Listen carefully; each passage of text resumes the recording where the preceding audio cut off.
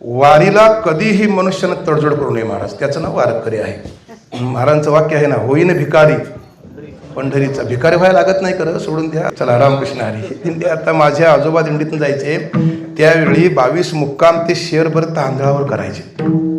किती कसे करतो कोणास ठाऊक. आणि 2 आण्यावरती वारी करून आले. आताच्या मुलांना 2 आणे म्हणजे हे काही कळणार नाही. 6 पैशाचा 1 आणा म्हणजे 12 पैशावरती 22 मुक्काम करून येत होते. वारी आसबी ही 12 बंदी त्यावेळी घालायची. आता भगवंताच्या ते कालावघामध्ये सगळे मिळतं आहे, फक्त भजन कमी होत चाललेलं आहे. अखंड भजन चाललं पाहिजे.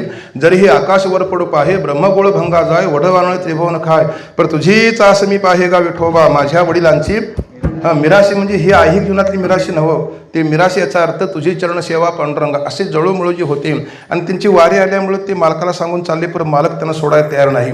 ते रात्रीचे गेले आणि मग ते घर पूर्ण